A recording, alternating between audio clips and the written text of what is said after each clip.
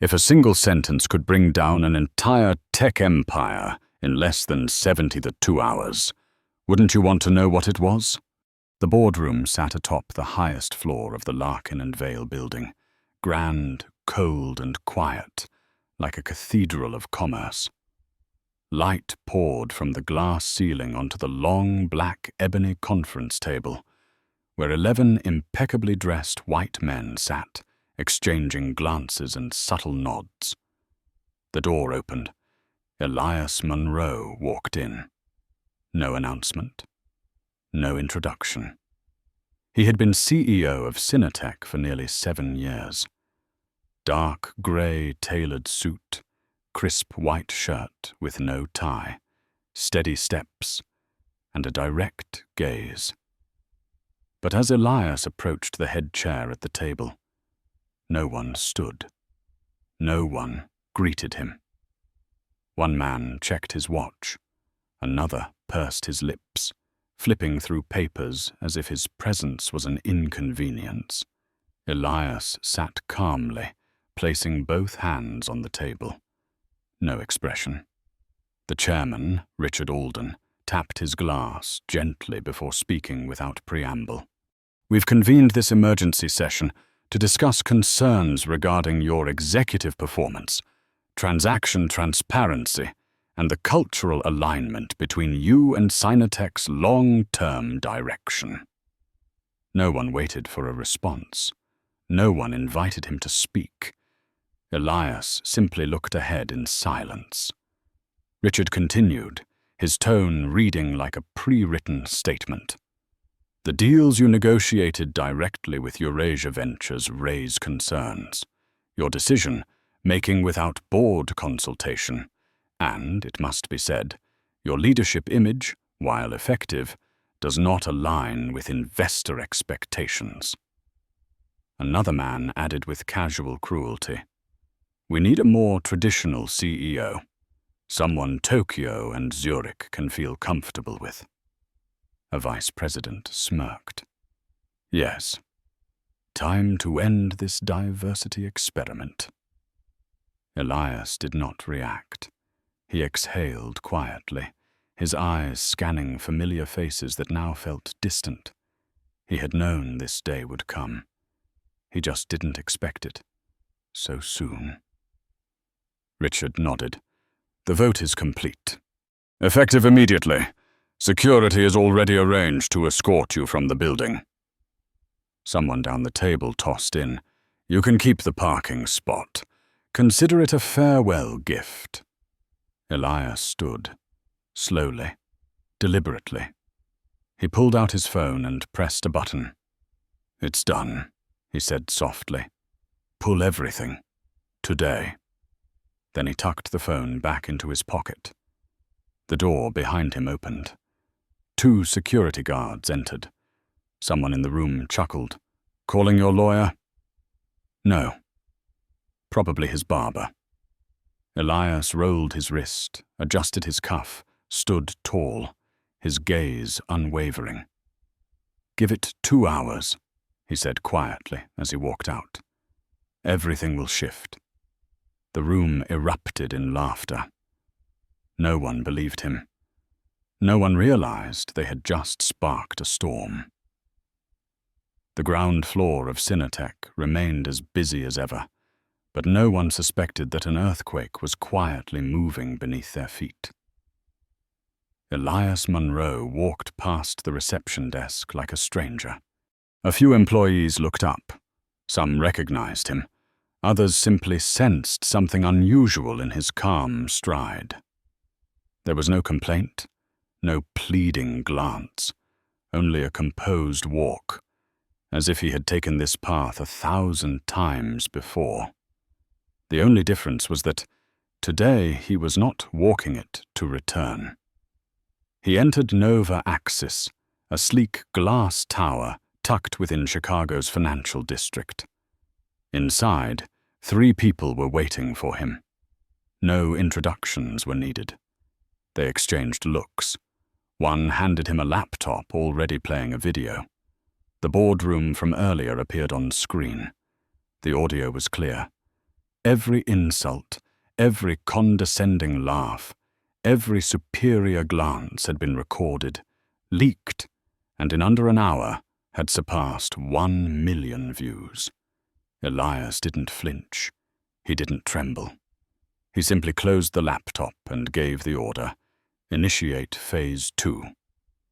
His former assistant nodded. No questions. They knew he had planned this for a long time.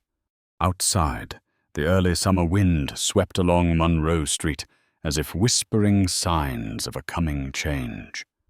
While Synertech's leadership sipped wine and celebrated what they thought was a resolved image issue, a digital network had begun to convulse. Major contracts were being pulled from the system. Data was fragmenting. Infrastructure stopped syncing. On the 17th floor of Nova Axis, Elias stood by the glass window, watching the city shrink beneath him. He did not smile. He showed no pride.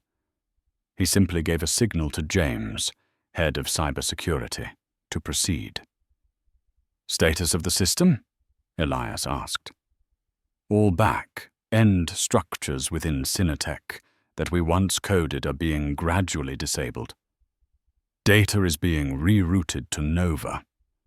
We control 80%. And the partners? Eurasia has issued a withdrawal notice. Miranex is preparing to follow." Elias nodded, his gaze calm and deep like a lake before a storm. "Anything else?" Priya, the communications director, hesitated. 3 members of Synertech's executive board have reached out privately. 1 apologized. 2 want to join Nova. Elias was silent. Then he turned away from the window. No one gets in. No one. Not until everything collapses. He did not need revenge. He only needed to wait. And in silence he began sinking an ember with a single press of his finger. The atmosphere at Synertech headquarters was so tense it could almost be sliced with a knife. News that Eurasia Ventures had withdrawn from the strategic partnership spread through internal emails like a virus. The subject line contained only 3 words: termination, immediate effect. No one mentioned Elias Monroe by name, but every glance carried the same unspoken understanding. This was the consequence. On the top floor, Richard Alden screamed as his legal assistant delivered the news. "They're playing dirty." But Janine, the head of HR, simply shook her head. "No, he warned us. That wasn't a threat. It was a reminder." Raj, the CFO, slammed a folder onto the table. He called it strategic risk. We called it arrogance.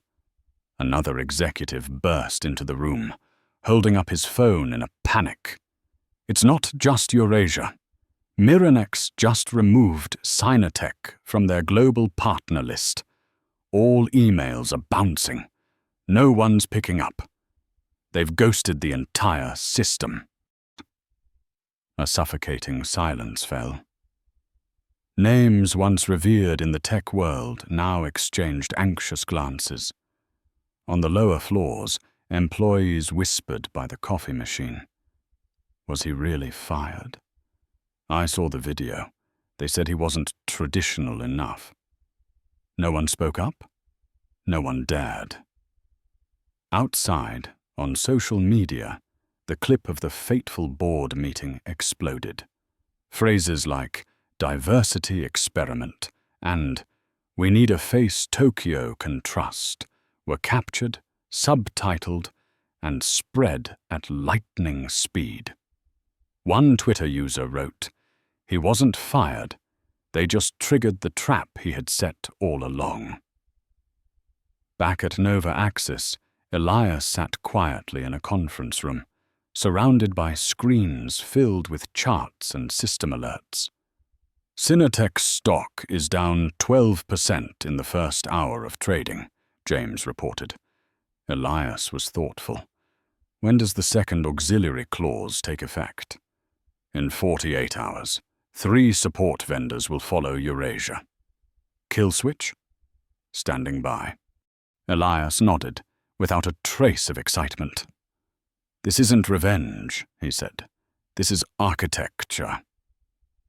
Meanwhile, in Synertech's legal department, attorneys frantically combed through every contract Elias had signed.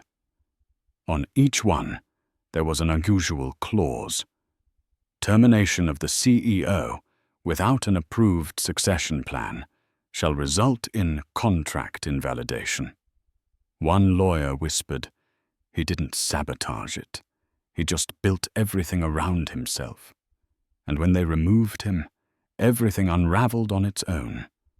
No explosion, no blood, just a single signature that was once overlooked. Floor 20, 7, once known as the legal brain of Synertech, had now turned into an unofficial war room. On the large screen, a document titled Strategic Risk Management, Termination Impact Analysis, displayed line by line in sharp detail. Date signed, 3 months ago. Sender, Elias Monroe. Recipients, the entire board of directors. Signature, stamp, and full authentication. Yet no one had ever read beyond page 2. On page 7, the binding clauses with Eurasia, Miranex, and over 18 linked secondary suppliers all shared similar language. If the CEO were replaced without a written, mutually agreed succession plan, the entire agreement would be null and void. On page 11, the system, wide alert escalation, mapped out across levels B, D, F, and G, projected to collapse within 7 to 10 days. On the final page, Elias had written, if terminated outside the outlined framework, all systems will trigger automatic defensive protocols. Consequences include divestment, termination of partnerships, reputational damage, and systemic structural failure. A senior lawyer asked in a trembling voice, why didn't anyone read this? Janine quietly answered, because it didn't align with the agenda. Raj cut in coldly. You mean it didn't align with your biases? Richard shook his head. He was just protecting himself. No, Janine replied slowly. He was trying to protect the company. Across the city, Elias sat in a small cafe 3 buildings away from Nova Axis. He stirred his coffee gently. A man at the next table leaned in and whispered, You're Elias Monroe, right? I saw the video. The way you handled that, Regal. Elias gave a quiet nod. Thank you. The sky over Chicago darkened. Rain began to fall.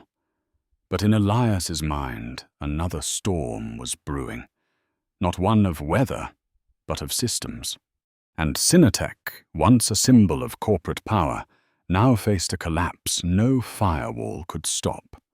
A collapse born from its own arrogance and prejudice. Elias never intended to become a symbol, but through one forgotten report, he had become a standard, a warning, a defense system designed for fairness and to punish the prideful for not reading the fine print. At 9:13 a.m., Synertech's stock had dropped another 23%. Automatic warning systems across major trading platforms lit up in red, forcing a halt to all transactions involving the sync ticker. Inside the Willis Tower lobby, reporters jostled for space. Cameras pointed toward the top floor as if they could capture the very moment the empire would collapse. Upstairs in the boardroom, Richard Alden stared silently at his phone, which buzzed non-stop with alerts. Contracts terminated, partners cut ties, investors fuming. Janine from Human Resources returned pale, faced. The Department of Transportation has withdrawn the logistics contract. Value $80 million. Someone muttered, "We're losing everything." Richard growled through clenched teeth. "Find someone. Anyone. Tell them we're fine." But Raj, the CFO, calmly adjusted his glasses. "No, we are not fine. You didn't just lose a CEO, you pulled the keystone out of a bridge while standing on it." Silence spread like smoke. By noon, 5 major suppliers had cancelled all orders. The logistics hub in Indiana was paralyzed. The automated system in New Jersey completely crashed. An entire operational network gutted in a matter of hours. The legal department scrambled to comb through every contract Elias had signed over the past 5 years. One recurring clause began to surface. Clause 47, the Executive Anchor Provision.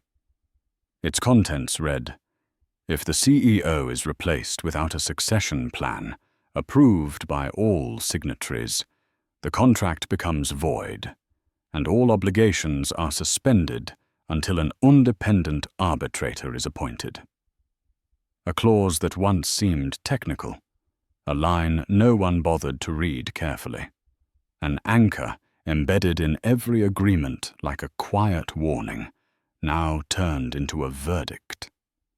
Across Chicago, Elias sat in a quiet room at Nova Axis. 3 screens in front of him displayed market indices, contract graphs, and media analytics. There was no cheering, no satisfied smile, only a single sentence quietly spoken. "This damage is not a mishap, it is architecture." They thought he was a deposed CEO. In truth, Elias was the architect of the very collapse they had triggered with their own hands. And now, Clause 47, the clause they refused to read, was reading them back. Line by line. Consequence by consequence. Dream by scorched dream. That night, Nova Axis remained brightly lit, as if the transfer of power had not taken place in a boardroom, but rather inside the data center, where every data packet and every line of code carried silent commands no one had yet recognized. Elias Monroe stood before the floor, to ceiling glass on the 17th floor, the entire team working quietly behind him. The video has passed 1.4 million views. Priya, the communications director, whispered, "We're trending across 5 countries. Hashtag Clause 47. Namort, read the clause. The Monroe Blueprint." James, the head of cybersecurity, added, "All back-end protocols you once built beneath Synertech's infrastructure have now been rerouted or disconnected. Every mission, critical system, now belongs to us." Elias said nothing. Arms folded, his gaze remained calm. "And the capital withdrawal clauses? Eurasia has sent the termination notice. Miranex will follow before the end of the day. 3 dependent supply chains have already begun disengagement procedures." A brief silence followed. Priya hesitated, then spoke. 3 Synertech executives have reached out privately. 2 want to jump ship. 1 apologized. Elias didn't turn around. His voice was steady. "No one gets in. Not yet. Not until it all comes down." At Synertech, chaos had spilled from the boardroom into every office cubicle. A terse email from Eurasia Ventures froze all meetings. Severe breach in executive continuity. Partnership terminated immediately. No mention of Elias, but everyone understood. Richard Alden slammed the table. "This is sabotage." "No," Raj corrected.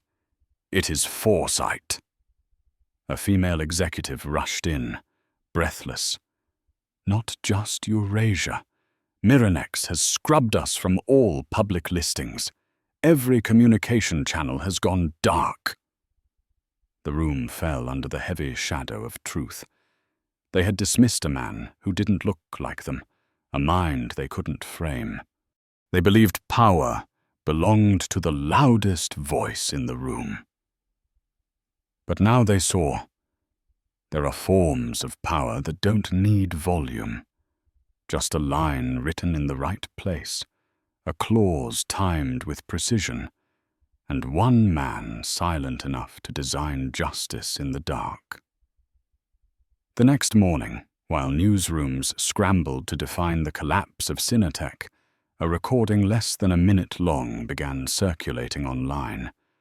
No logos, no moving images, just audio and a still frame. A snapshot of the boardroom frozen on smug faces mid-snare.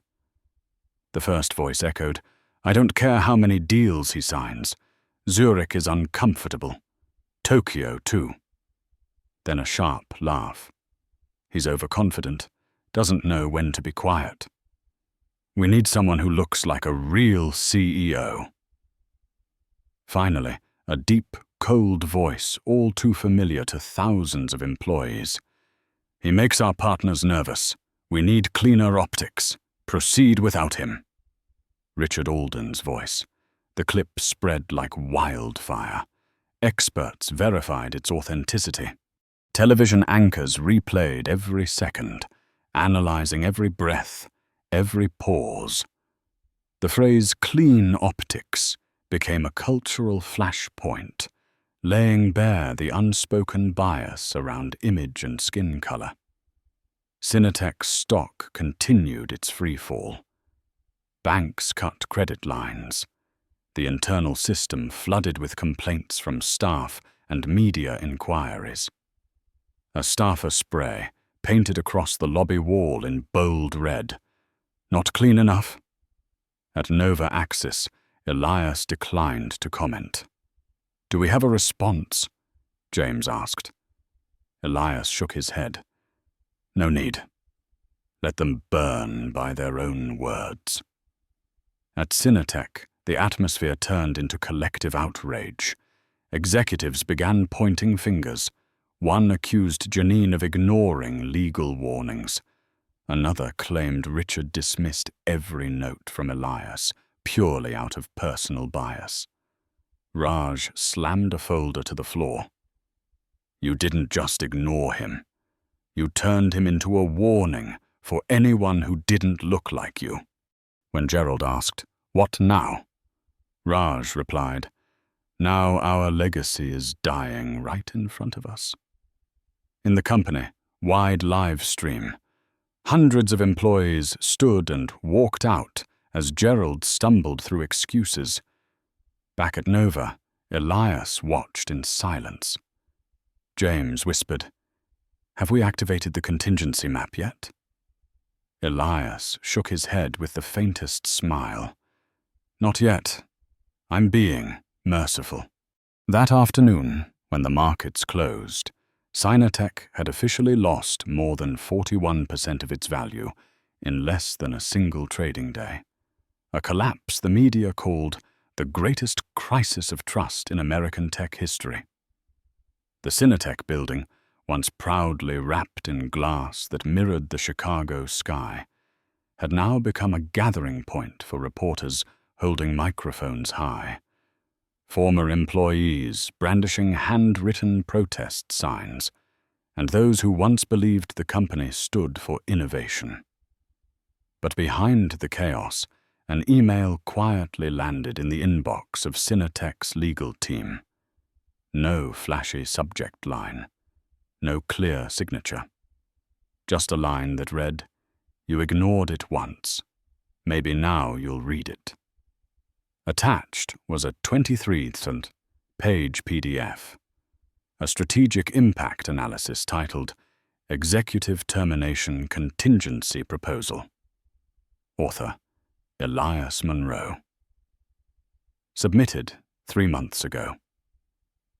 Inside the legal strategy room, lawyers stared at every line, every numbered clause. On page 7, strategic partners such as Eurasia, Miranex, and secondary tier suppliers are legally bound to the current CEO. If the CEO is terminated outside a legally agreed transition process, the entire supply chain will collapse. On page 11, unilateral termination of leadership will trigger a domino effect, dissolving contracts in zones B, D, F, and G within 7 to 10 business days. On the final page, firing the CEO outside the defined transition framework will activate structural fallback systems, resulting in divestment, ethical bankruptcy, and systemic reputational damage. Richard stood silently at the back of the room, eyes fixed on the screen. A compliance officer stammered, "Why was this never escalated?" Janine whispered, "It was. I remember that title." Then what happened? A pause. "It didn't align with the communications strategy," she said softly. "It didn't align with your biases," Raj said coldly. "You thought Elias was protecting himself, but he was protecting the entire company." Richard snapped, "This is not about blame. We need solutions." Raj answered sharply, "We had a solution. You voted it out." And with that, there was nothing left to defend. They had burned the bridge that could never be rebuilt. News of Elias Monroe's memorandum quickly dominated every headline. From financial news reports to corporate governance panels, everyone referred to it by one name only: the Monroe Warning. Social platforms were flooded with the PDF, from LinkedIn and Reddit to private groups in rival companies. One comment spread like wildfire. He spoke, he proved, he predicted, and they still erased him. The hashtags #Monroe Memo, #Corporate Blindness, and #Clause47 topped global trends. At Nova Axis, Priya handed Elias a tablet. CNBC is calling this the biggest case of corporate suicide since Enron. Elias simply replied, "Too dramatic." James from Legal Security entered the room. "The file has been submitted, time-stamped, triple encrypted, sent to the SEC, DOJ, and FTC." Elias nodded. Not for retaliation, for transparency. Meanwhile, Synertech was in full-blown crisis. The PR department was overwhelmed by hundreds of inquiries from journalists, investors, and enraged partners. "There's no way to spin this," the head of communications muttered. "They had the disaster map 3 months ago." One staff member suggested issuing a rebuttal, labeling the memo as an unofficial personal document. But just 30 minutes later, Elias posted on LinkedIn, "I wrote that memo to protect Synertech, not myself. I submitted it through the proper channel. I have the receipt. What they ignored was not a threat. It was a mirror, and they didn't like what they saw in it." The post garnered over 2.3 million views in just a few hours. That night, Synertech's executive board met behind closed doors. Confidence was gone, replaced by fear. One executive blurted out, "We underestimated him." Raj quietly corrected, Not underestimated. Erased. Richard murmured, "We need to issue a public apology." "For what?" Someone pushed back. "For the memo. For what we said about him. For removing him because he wasn't like us." Raj looked him straight in the eye. "We are at fault. And now, the truth is screaming in silence." They once believed they were stronger than any one person, but they were never stronger than the standard that person left behind. And that standard, now it is setting fire to every line of their financial reports. As dawn lit up the glass towers of Nova Axis, no one talked about what Elias Monroe had lost anymore. Instead, they spoke of how he reclaimed everything, with a blueprint, with a clause, and with silence delivered at just the right moment. At Synertech, departments descended into chaos. A young engineer posted a short tweet. "I was locked out of my system account this morning. Then I read the news. Turns out I don't work here anymore. No one does." Simultaneously, anonymous reviews flooded public platforms. "I witnessed the best CEO this company ever had get removed simply for showing up in a skin color they didn't approve of. I stayed silent. Never again." Market reports confirmed Synertech had officially been delisted. Analysts called it an extinction event in the tech industry. On the other side, Nova Axis ran in perfect rhythm. Elias made no statements, held no press conferences. He simply walked through the rows of desks, nodding to each engineer, each new hire. When asked about the indictments facing Synertech's former executives, Elias replied with a single sentence, "They are facing exactly what they sowed, nothing more." Across all media platforms, fragments of truth were being pieced together. A leaked audio clip revealed the cruel, prejudiced remarks of Synertech's board on the day Elias was dismissed.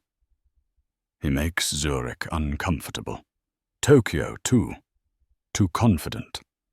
Too different." Richard Alden's final line had now become a haunting curse. "We need a more fitting CEO face." The clip went viral instantly. Within 6 hours, every financial partner of Synertech had severed ties. Banks froze their credit lines. The workforce emptied like a flood.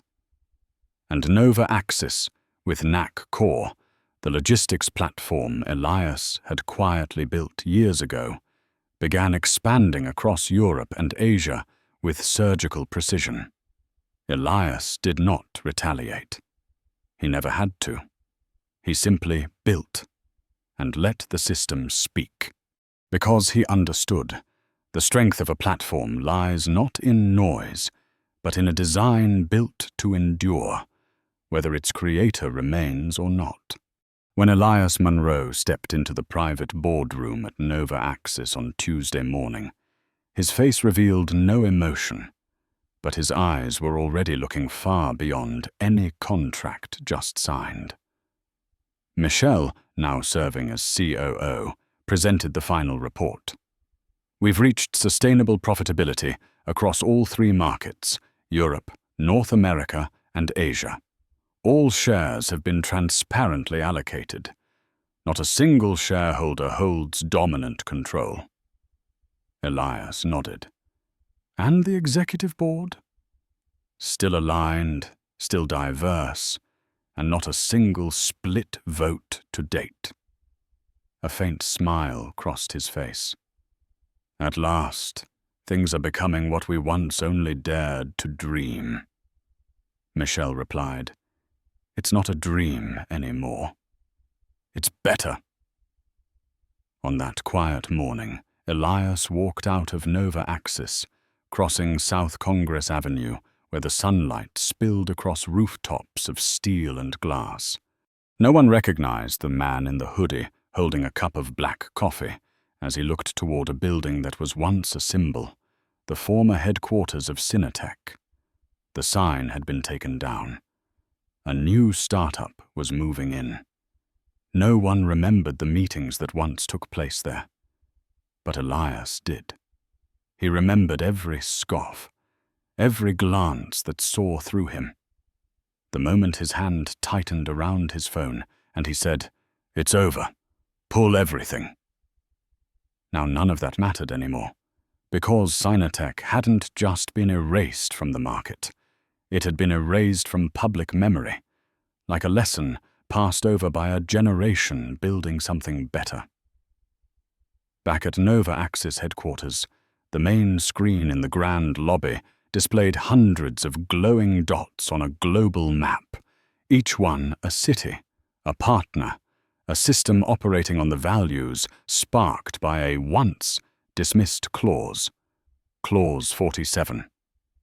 And on the stage in the main hall, only one sentence was displayed. "Design is the opposite of accident." Elias looked at those words and said nothing. He no longer needed to speak. The system had spoken for him, with fairness, with clarity, and with a silent reminder that a standard, when designed with intention, will know how to endure, even when the one who penned it has moved on. On an early autumn morning at Nova Axis, an internal newsletter titled "Foundation Redefined" was sent to every employee. There was no grand statement, no flashy campaign, just a simple sentence. What we build after everything ends is what truly defines us. Attached was a set of principles, not meant for display, but for implementation. Every system must have a shut-off switch. No title is exempt from accountability. Transparency is not a gesture for public relations, but a safeguard for ethics. And above all, respect is non-negotiable. In meeting rooms, managers stepped back to listen. Interns were given the floor to lead discussions. Elias Monroe did not command these changes. He designed an environment where they could happen on their own, like an ecosystem capable of self-correction, without anyone needing to raise their voice to prove they are right. At the same time, Elias completed his first book. The title, Clause 47, The Line They Should Not Have Crossed. It was not a memoir, not an indictment. It was a guide for ethical survival, a story of knowing betrayal was coming and choosing not to retaliate with rage, but with architecture. Elias did not want to be remembered as someone who was wronged. He wanted to be understood as someone who laid the foundation to ensure that wrong would never repeat. Following its release, Nova Axis opened the 47 Protocols Vault to all organizations. Fair contract templates, ethical oversight systems, transparency structures, anti-abuse filters. No copyright, no paywall, no permission required. Not because Elias sought credit, but because he wanted to repair the system. Within a month, Microsoft, Google, and even the US Department of Justice began adopting parts of these models. A classroom in Nairobi turned the collapse of Synertech into an ethical strategy game. A 12-year-old girl in Vermont read Elias's book, cried, and wrote her first line of code. In Iceland, Echo Layer was integrated into the national election system, detecting 12 anomalies before polling closed. Every city that implemented it became a glowing dot on Nova's global map, not as a trophy, but as a testament to survivors who knew how to redesign the future. When Elias stood before the United Nations Forum, he brought no PowerPoint, no speech. He opened his laptop and ran a piece of code. On the screen appeared a transparent algorithmic system, Echo Layer, designed to monitor not only artificial intelligence, but the humans steering it. No applause followed. People were thinking. And that was exactly what Elias hoped for, that silence would speak the recognition. In the end, when Nova Axis became the backbone of global supply chain coordination, when Clause 47 was taught as a benchmark for ethics, Elias quietly stepped back. No retirement announcement, no magazine covers, no farewell speech. He lived in a small cabin by the sea, no screens, no signal. Just the sound of waves and a warm cup of coffee. Inside the house, the only framed item was a handwritten note from his mother. "You once said they would underestimate you. I never imagined you'd turn that into your strength." And somewhere, in millions of new contracts being signed around the world, there exists a clause. It does not bear his name, but it carries the standard he set, because you can fire a man, you can remove his name from a building, but you cannot erase a principle once it has been designed right. Elias never needed to be honored. He needed a world where justice could exist without applause. And in that silence, he did not just win. He rewrote the future. In a world where power often walks hand in hand with arrogance, Elias Monroe never had to raise his voice to prove his worth. He let the system speak for him. Clause 47 was never just a clause. It was a reminder to every organization that if justice is not coded in from the beginning, consequences will activate themselves. If this story made you think, don't forget to like and subscribe to follow more journeys where silence reshapes the world. And leave a comment with the phrase, "Read the fine print," if you believe the future doesn't lie in promises, but in the smallest lines that define them.